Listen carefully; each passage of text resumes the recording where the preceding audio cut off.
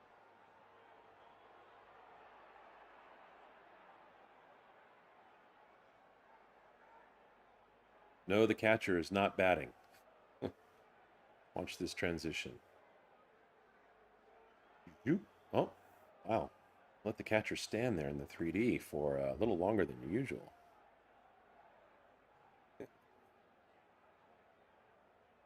So Freeland looks at the first pitch for a strike. The count is 0-1.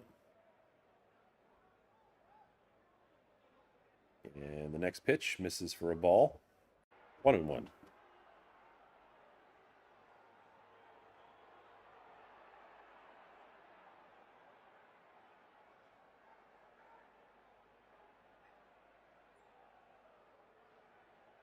Freeland does also not hit for power, just like the preceding batter. He has 3 home runs and only 19 ribbies.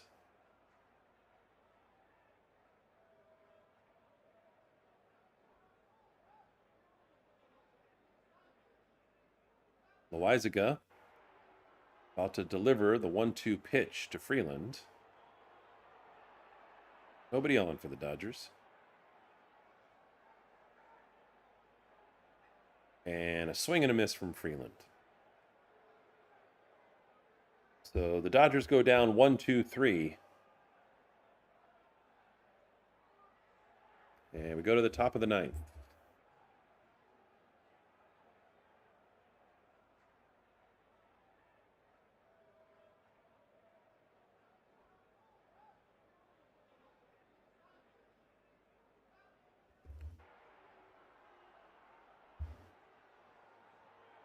See who the Dodgers bring in here. This will be mildly interesting.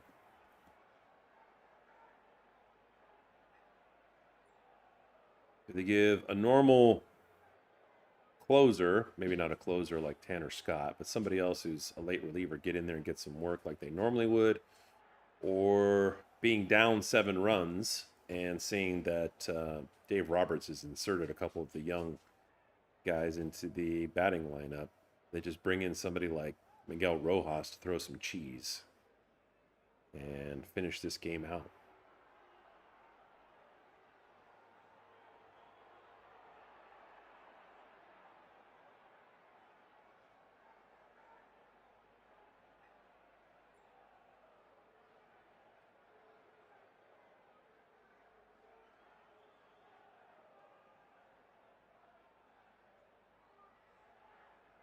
And it's the former, not the latter. It's going to be Alex Vesia coming in.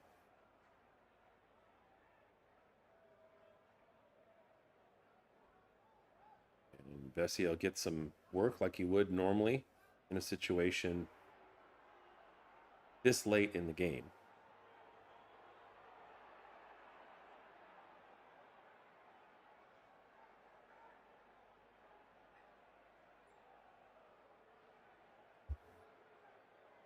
Tomorrow, Yamamoto is supposed to pitch for the Dodgers. We will see if that actually comes to fruition. Vesia has pitched in 41 games this year, has a 2.35 ERA, 43 strikeouts, 20 walks. Still has not given up a home run. Opponents are batting a measly 138 against him.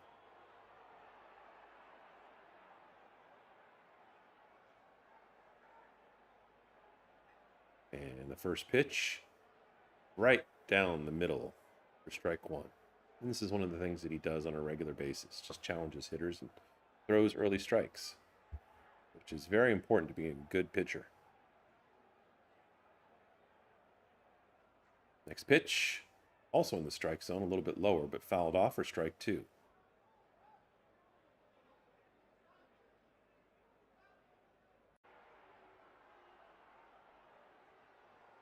Really weird game. Dodgers have not really focused from the start of this game, and it starts at some point well before the game. I can't tell you when that starts. Misses with the next pitch, so it's now 1-2. But as a coach, this is why you're constantly kind of paranoid, looking for, mental relaxation, not in a good way, from your team. You look for the little cues in their personalities because you're around them, especially in the sport of baseball during the season, more than their own families. And so you can read their body language and their nonverbal communication to kind of get a sense for, whether they're taking the next opponent seriously and they're doing what they would normally do to prepare themselves for success. And as soon as you see that, you try to nip it in the bud.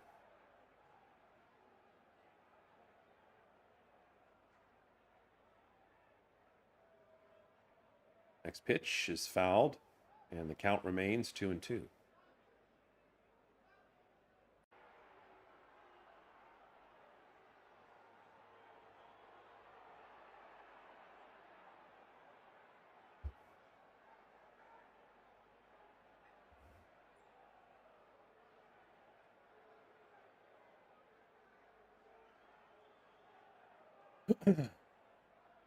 Another pitch fouled. The count remains 2-2. No outs.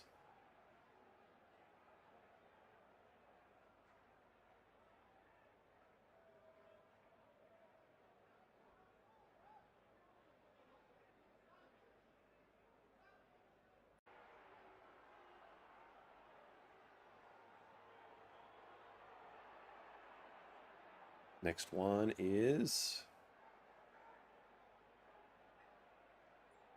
another foul. Moreno's 1 for 4 tonight. Batting .293. For the longest time, the definition and the measurement of success as a batter was having a 300 average. That's not necessarily the case anymore.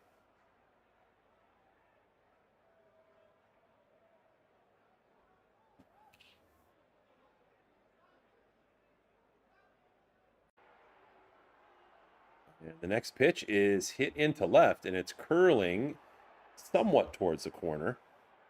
And it's going to be a stand-up double for Moreno.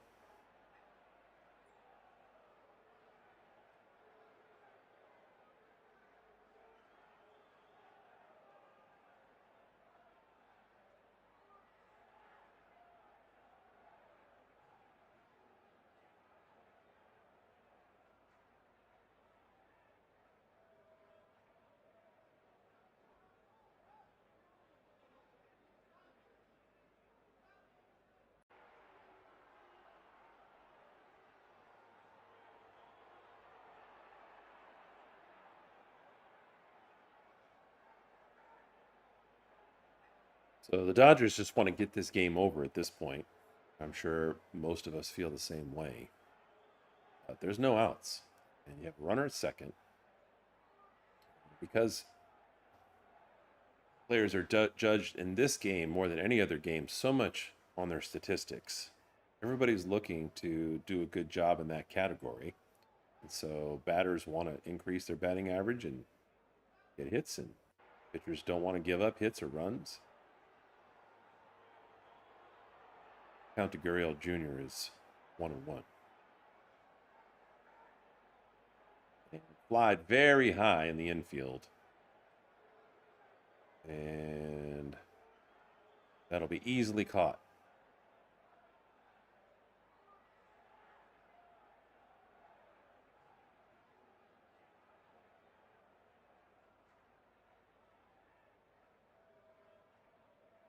So one away and a runner still in second. And just like when a weak number 9 hitter in the Dodgers lineup comes up and fails, and most of the time that's what baseball is.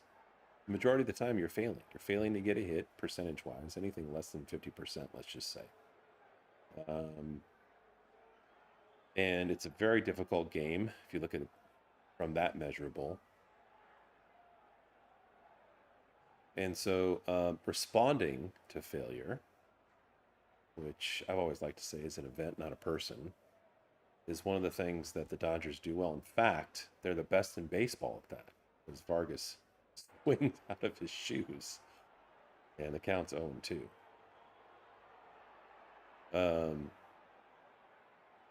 And so when it comes to, Shohei Ohtani coming up after somebody fails, which inevitably often is the case for your 9 hitter, And Shohei fails a lot too. But seeing the odds of success go up with him and the odds of something dramatically positive happening for Dodgers fans is something you look forward to. The Dodgers have lost 16 games this year and have the best record for rebounding and responding to that failure the game after. They are 15-1. The games after they've lost a game. Next pitch is right on the inside of the strike zone. Vargas looks at it for strike 3.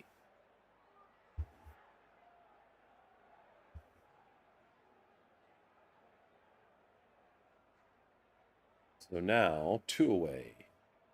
Top of the ninth with the Diamondbacks leading 9-2.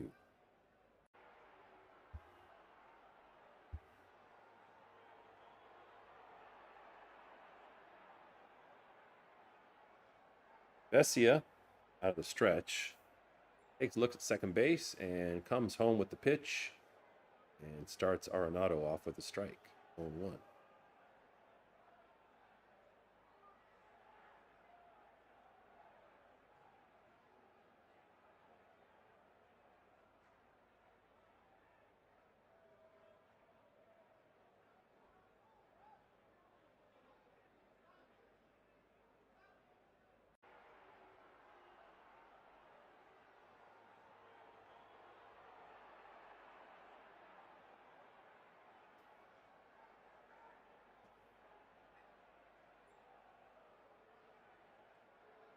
Pitch in the upper right corner. Count goes to 1-2.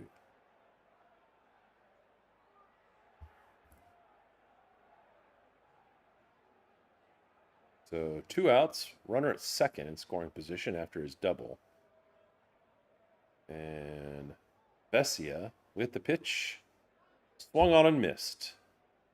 So back-to-back Ks for Alex Vesia. And the Dodgers have their final 3 outs of this game.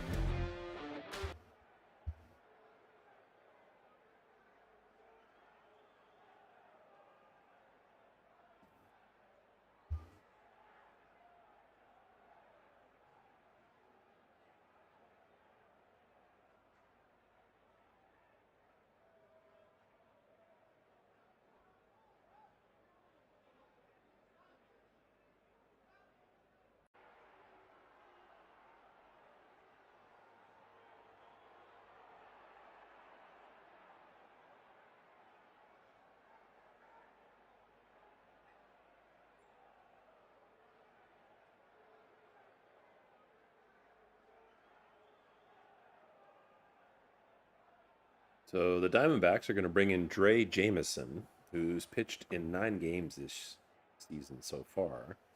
ERA of 3.77. 11 strikeouts, 6 walks, and 1 home run allowed.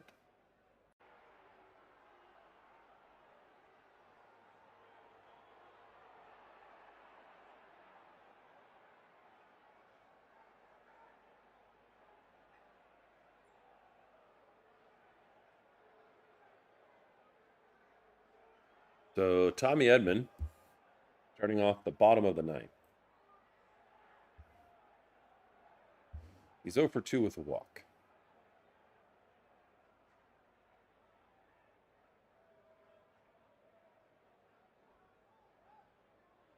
First pitch. This is high and a little inside.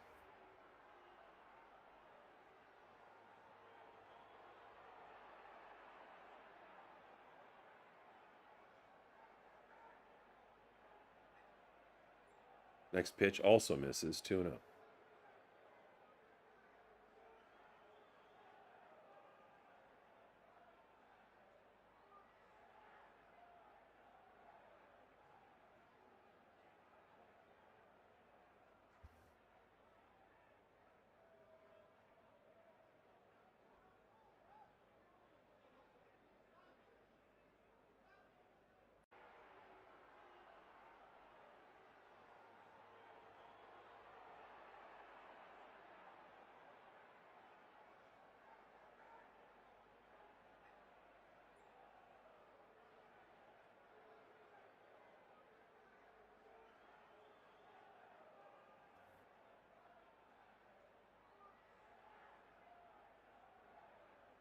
And the count is full to Edman.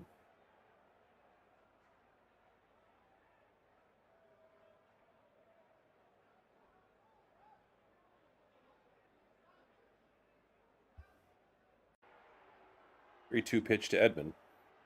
Swung on and hit to right field. Drops in there for a base hit. Carroll brings it in. And Edman still connecting. Good at bats and maintains his relatively high average.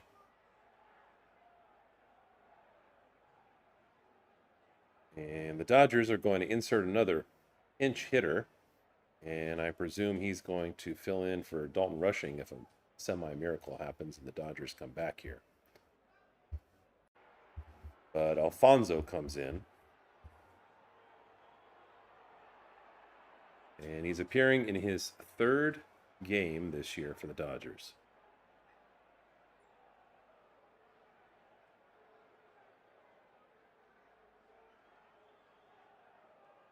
And swings at the first pitch and flies it high just behind second base. And the Diamondbacks make the catch for the first out of the inning. And it's going to bring up Teo. Hernandez is 0 for 3 tonight.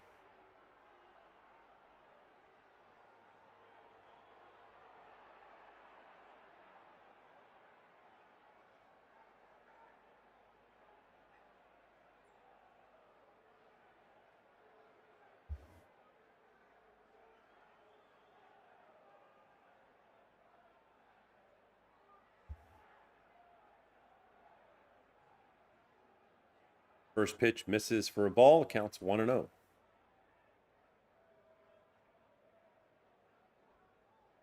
Teo's trying to get back on track. Usually starts with hitting the ball hard, and he does it right here. Lines it to right, but a sliding catch. A nice job done by the right fielder for the second out. And the Dodgers are down to their last out with Miguel Rojas coming up.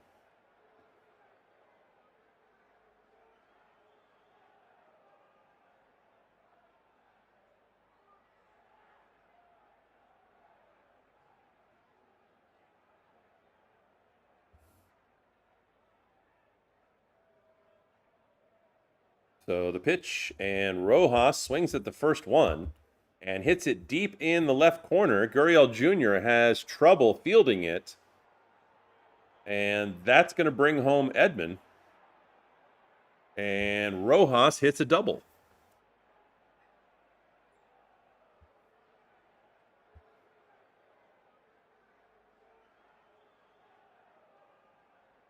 And it looks like Rushing was not subbed out.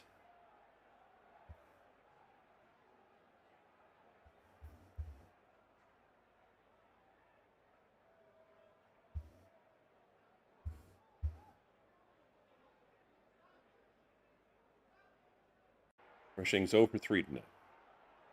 And he's batting .260. Swings and misses at the first pitch, 0-1.